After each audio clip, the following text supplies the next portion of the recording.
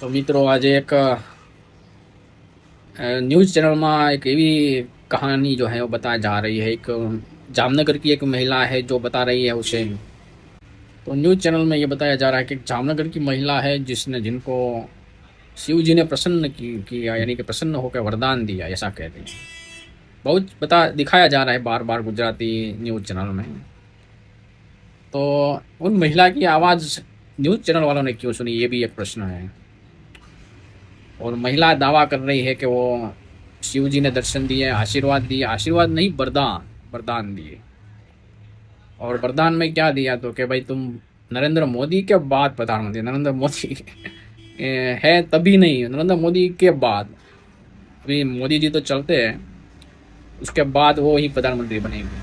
और बहुत ही अच्छे अच्छे कार्य करेगी। क्या कार्य करेगी वो नहीं बताया, कार्य अच्छे अच्छे करेंगी। और ऐसा आशीर्वाद दिया कि मैं न्यूज़ चैनल वालों को भी एक्सप्लेन करके बता सकती हूँ कैसे कैसे अच्छे कार्य हो गए।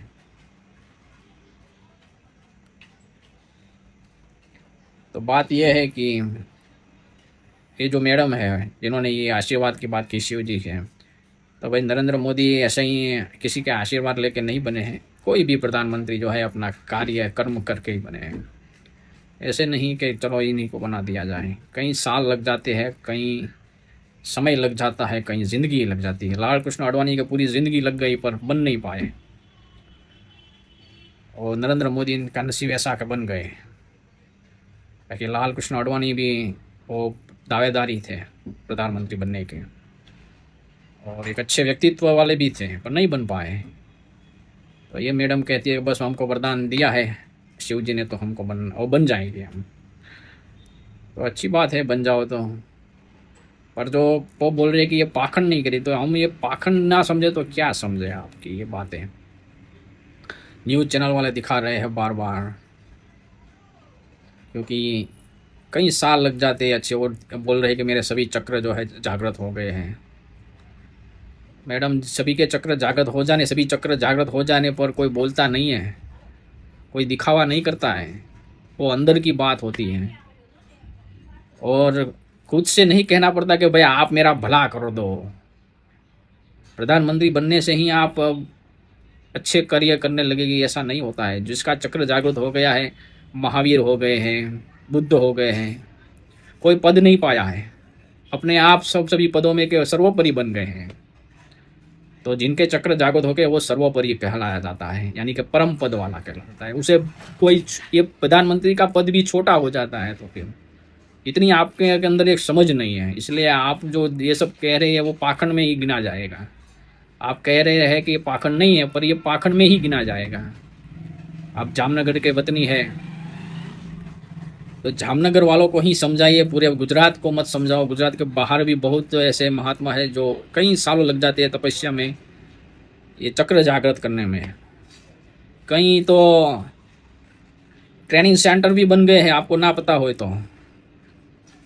क्या इस ये चक्र जागृत करने के लिए, ये इतने टाइम के लिए आप यहाँ पे भजन करने के लिए आए हैं, 10 दिन 12 दिन, महीना महीना, ऐसे ट्रेनिंग सेंटर है ही।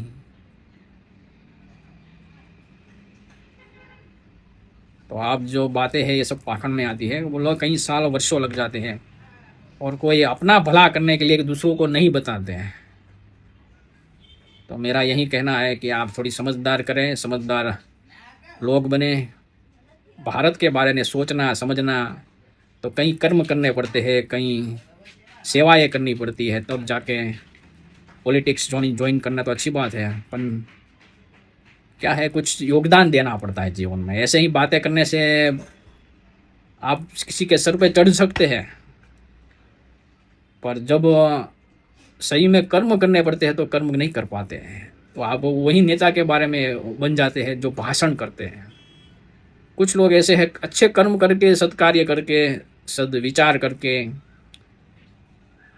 अपने आप ही वो पॉलिटिक्स में ज्वाइन भी हो जाती है, और अपने आप ही वो बड़े नेता के रूप में भी घोषित हो जाते हैं, जीत भी जाते हैं।